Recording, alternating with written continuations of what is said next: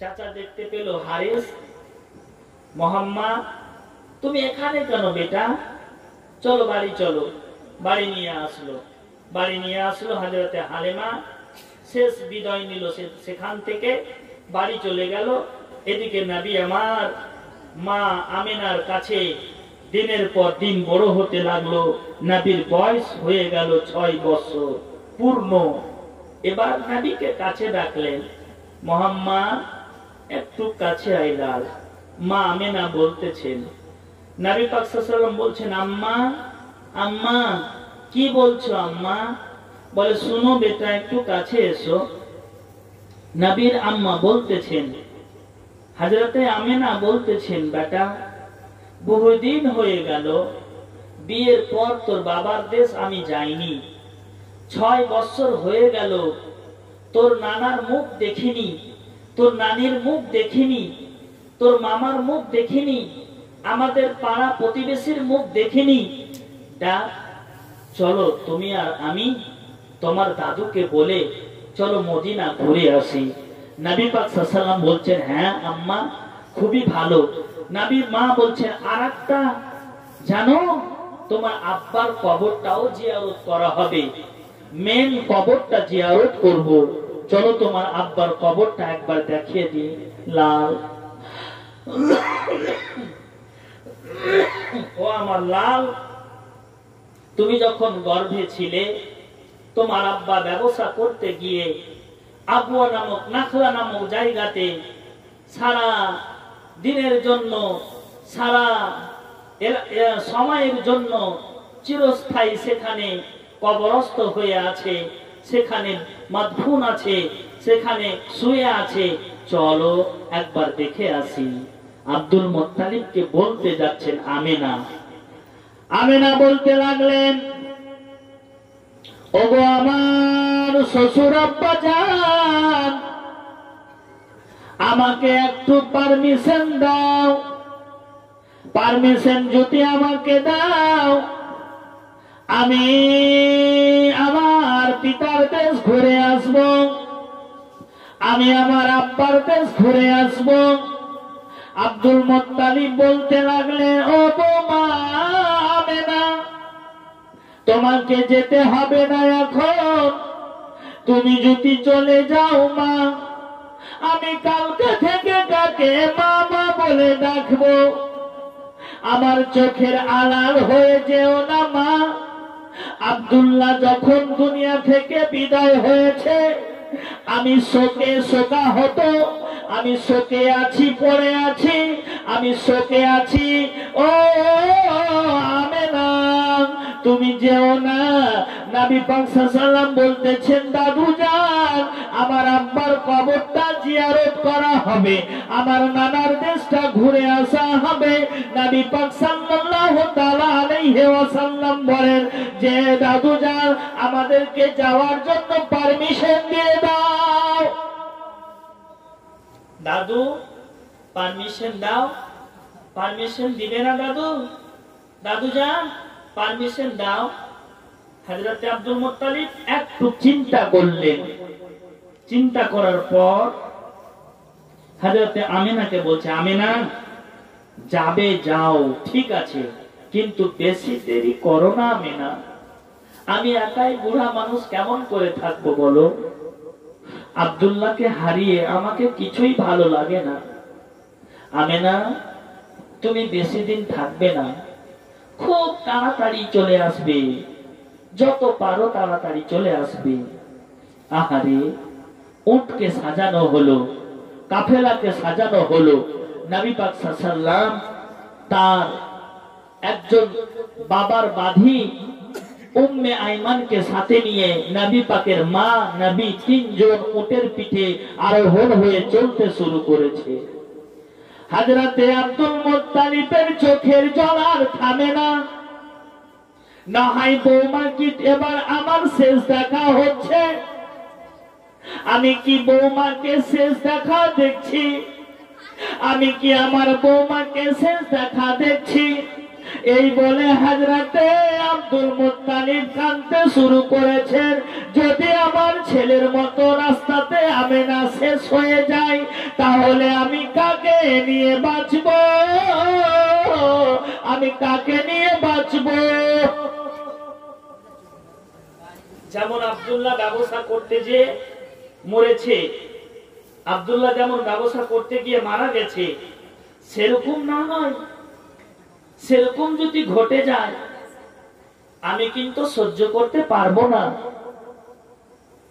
সামনের দিকে তাকিয়ে আছে উট, আস্তে আস্তে চলছে চলছে চলছে, আব্দুল মুত্তালিব দেখেই আছে, আব্দুল মুত্তালিব তাকিয়ে আছে তাকিয়ে আছে, চলছে চলছে চলছে, চলতে চলতে চলতে চলতে যখন চোখের আড়াল হয়েছে, আব্দুল মুত্তালিব ঘরের দরজা থেকে আপনার ঘরের মধ্যে এসে শুয়ে পড়লেন আর চিন্তা করতে লাগলেন আর জোরে জোরে কাঁদতে শুরু করলেন, বৌমা তোমাকে শেষ বিদায় মনে হয় দিলাম, আমি চোখের সামনে মৃত্যুর দৃশ্য দেখতে পাচ্ছি, চোখের সামনে মৃত্যুর দৃশ্য দেখতে পাচ্ছি। এরকম করে আছে নবী পাক সাল্লাল্লাহু আলাইহি ওয়াসাল্লাম, এক পা দুপা করে উট পৌঁছে গেল মদিনা তাইয়্যিবাতে নানার দেশে। বহুদিন পরে মা আমেনা বাবার দেশে পা দিয়েছে। বন্ধু বান্ধবেরা সবাই যেন মা আমেনাকে দাওয়াত দিতে শুরু করলো। বোন 6 বছর পর এসেছিস আমেনা, আয় আয় আয় আমার বাড়ি নিমন্ত্রণ নিয়ে নে। কেনা ডাকে? আচ্ছা বলেন তো, 6 বছর পর যদি আপনাদের দেশে আমি আসি তাহলে প্রত্যেক লোকটা বলবে, আরে ইমাম সাহেব আসেন, আপনি আগে ইমাম ছিলেন, এখন আমাকে ডাকবেন না বাড়িতে? অবশ্যই ডাকবেন, যেহেতু আপনাদের পুরনো ইমাম। তো 6 বছর পর গেছে মা আমেনা।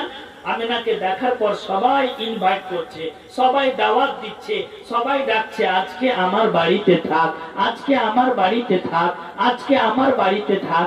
এরকম করতে করতে সবাই যেন চলে আসলো, গ্রামের লোকেরা সবাই আমেনাকে দেখতে আসলো। আমেনা কেমন করে থাকলি 6 বছর, কেমন করে থাকলি? বলে কি করব, বাড়িতে শ্বশুর আব্বা জান রয়েছে, এই যে আমার লাল তার বাবাকে হারিয়ে ফেলেছে, আমি আসার সুযোগ পাই না, আমি সুযোগ করে আসলাম, আমি বেশি দিন থাকবো না, আমি মাত্র কয়েক দিনের জন্য এসেছি, আমাকে বেশি তোমরা ধরা বাঁধা করিও না, আমি তাড়াতাড়ি চলে যাব, তাড়াতাড়ি আমার বাবার দেশ চলে যাব, তাড়াতাড়ি আমার শ্বশুর আব্বার দেশ চলে যাব, তোমরা বেশি তাড়াতাড়ি বাধাবাধি করিও না, আমাকে দেখো আর চলে যাও, আমার লালের জিয়ারত করো আর চলে যাও।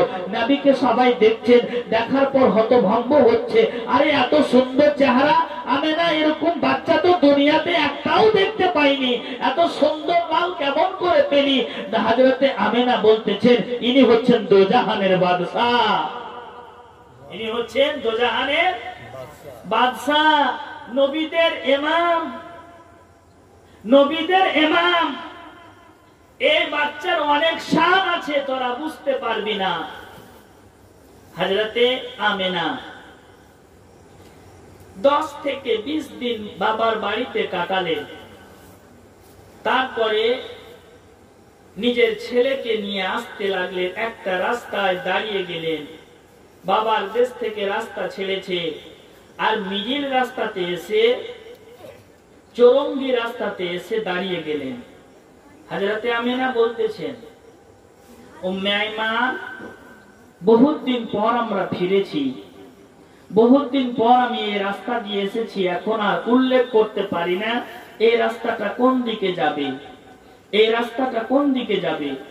ধরুন আমি 6 বছর পর আপনাদের এলাকাতে আসলাম, তো চৌরঙ্গি রাস্তা আছে আপনাদের ওখানে, হ্যাঁ তিরঙ্গি আছে, তিরঙ্গি, হ্যাঁ 3 দিকে রাস্তা আছে, ওখানে আমি দাঁড়িয়ে গেলাম, মসজিদটা কোন দিকে যাবে। বহুত দিন পরে এসেছি, ভুলে গেছি। সেরকম মা আমেনা বলছেন, আমি 6 বছর পর এসেছি, আমি ভুলে গেছি কেমন করে এই রাস্তাটা কোন দিকে যাবে। নবী বলছেন, আম্মা চিন্তা করতে হবে না, চিন্তা করতে হবে না আম্মা, তুমি এই পথ ধরে চলো, এই পথ ধরে চলতে থাকতে গেলে তুমি বুঝে যাবে এটা যাবে মদিনা, এটা যাবে সিরিয়া, এটা যাবে শাম। বলে না, তুমি কেমন করে জানলে?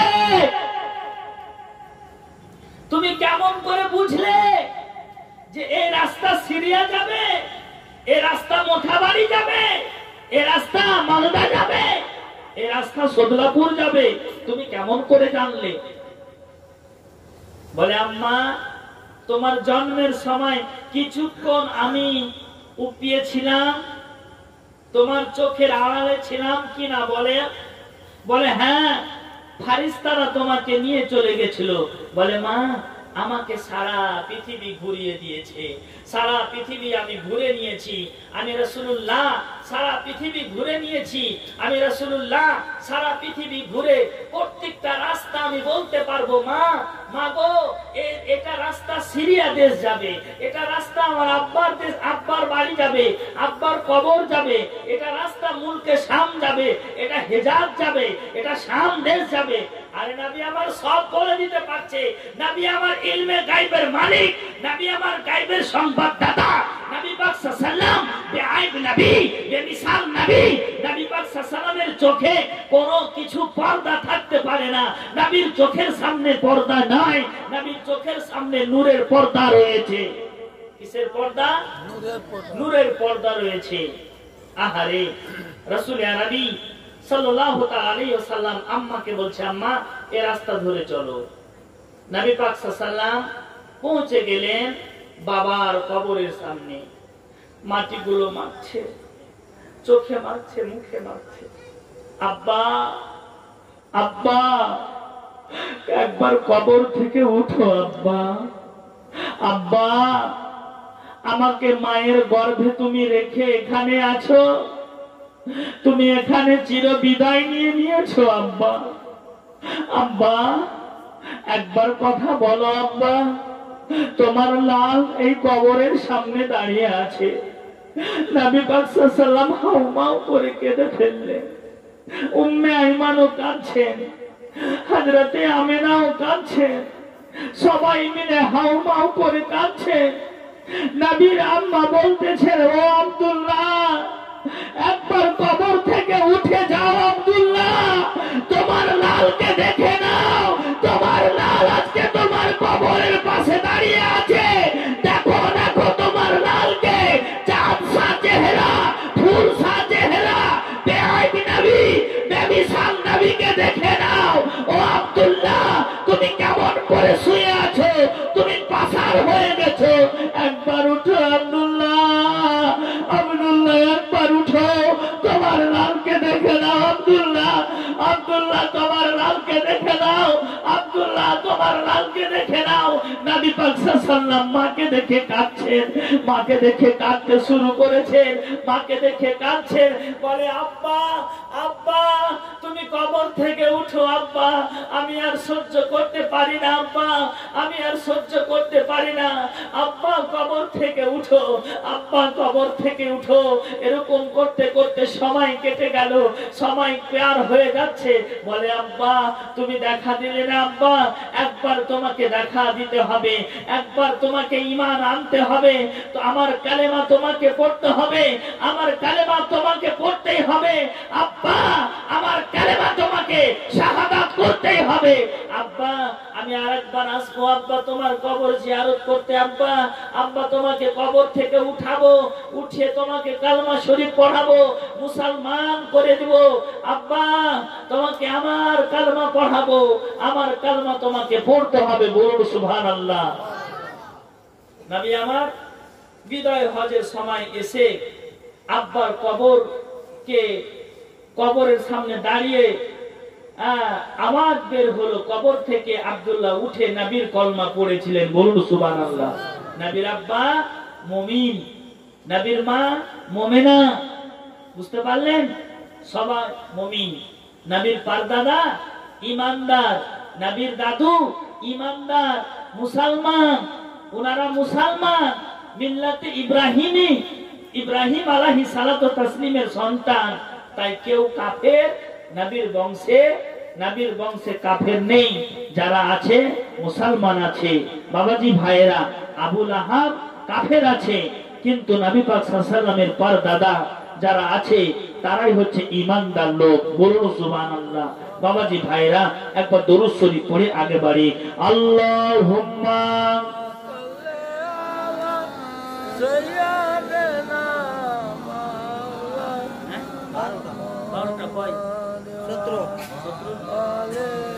سيدنا مولانا محمد اللهم صل على سيدنا وعلى آل مولانا محمد। এবার আব্বার কবর জিয়ারত করা হলো। হযরতে আমিনা একটু আসার পর তাম্বুকে খাটালেন। তাম্বু বুঝেন? তাম্বু খাটালেন, দিয়ে আমিনা শুয়ে পড়লেন। হযরতে আমিনা উম্মে আইমানকে ডাকলেন, উম্মে আইমান একটু কাছে আয় রে বোন, একটু কাছে আয়, আমি সহ্য করতে পারি না, আমি এখানে শেষ বিদায় নিয়ে নিব। এই যে আমার লাল আছে নবী পাক সাল্লাল্লাহু, এই নবী পাক সাল্লাল্লাহু তাআলা আলাইহি ওয়াসাল্লাম কে তুমি দেখভাল করবে। নবী বলতেছেন, ও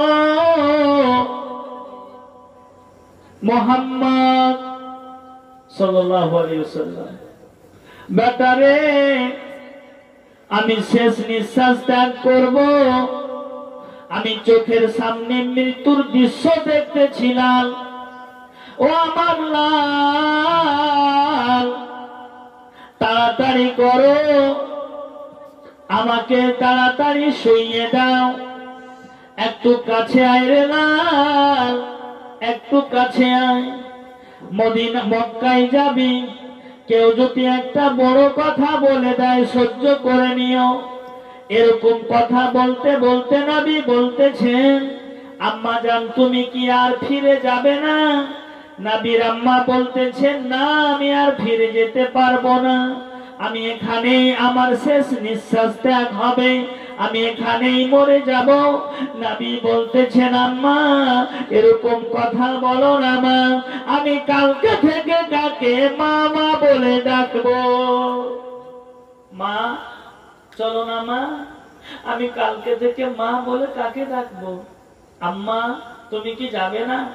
এ দুই একটা কথা বলতে বলতে বলতেই হযরতে আমিনা দুনিয়া থেকে পর্দা করে গেলেন। সকলে পড়েন ইন্না লিল্লাহি ওয়া ইন্না ইলাইহি রাজিউন। নবী পাক সাল্লাল্লাহু আলাইহি ওয়াসাল্লাম এতিম হয়ে গেলেন, মায়ের দিক থেকে বাবাকেও হারালেন, মাকে হারালেন। নবী পাক সাল্লাল্লাহু আলাইহি ওয়াসাল্লাম কাঁদতেছে ওয়াজের নয়। আমার নবী এত কাঁদতেছে, এত কাঁদতেছে, বলে আম্মা তুমি আমাকে ছেড়ে চলে গেলে, আমি 6 বছর দুধ মায়ের কাছে থাকলাম, দুধ মা আমাকে সেবা যত্ন করেছে, মা তোমার সেবা যত্ন আমি পেলাম না, মা তোমার সেবা যত্ন আমি পেলাম না। মা গো তুমি আমাকে ছেড়ে চলে গেলে মা, মা আমি আজ থেকে কাকে মা মা বলে ডাকবো? আমি আজ থেকে কাকে মা বলবো? মা মা তুমি আমাকে ছেড়ে চলে গেলে মা। এই কথা বলতে না বলতে উম্মে আইমান নবীর হাতখানা ধরে জড়িয়ে ধরেছে বুকের সাথে, বলে মুহাম্মদ ও আমার বেটা শুনো শুনো, তোমার মায়ের মতো আমি সেবা যত্ন করব, তোমাকে গোসল করিয়ে দিব, তোমার কাপড় খেচে দিব, তোমাকে খাবার খাইয়ে দিব, তোমাকে সান্ত্বনা দিব, তোমাকে শান্তিতে ঘুমাতে দিব। মুহাম্মদ আমি থাকতে তোমার কোনো চিন্তা হতে দিব না। কিন্তু নবী বলতেছেন, ও উম্মে আইমান আমার মায়ের স্বাদ যেরকম আছে তোমার কাছে সেই স্বাদটা আমি পাবো না। মায়ের স্বাদ মায়ের কাছে না, মায়ের স্বাদ মায়ের কাছে, বাবার স্বাদ বাবার কাছে। অন্য মা সতালা মা আসলে হবে? হ্যাঁ, কিচ্ছু হবে না। আহারে নবী পাক সাল্লাল্লাহু আলাইহি ওয়াসাল্লাম বলছেন, মা তুমি চিরবিদায় নিয়ে গেলে মা। নবী আমার কাঁদতে কাঁদতে কাঁদতে কাঁদতে অধৈর্য হয়ে গেছেন। নবী আমার শুকিয়ে যাচ্ছে। নবী পাক সাল্লাল্লাহু আলাইহি ওয়াসাল্লামের ফিগারে আপনার এরকম ভাব আসলো যেন দুঃখ চিন্তার ভাবটা শরীরে ধরা পড়লো। উটের পৃষ্ঠে চড়ে নিল উম্মে আইমান আর নবী। নবী পাক সাল্লাল্লাহু আলাইহি ওয়াসাল্লাম এক পা দুপা করতে করতে যেমন মক্কা পৌঁছেছে, দাদু মুত্তালিব চেয়ারে বসে আছে, দেখতেছে, একেবারে নজর করে দেখতেছে। আরে উটে তো 3 জনকে পাঠিয়েছিলাম, এখন 2 জন কেন? হাইরে কি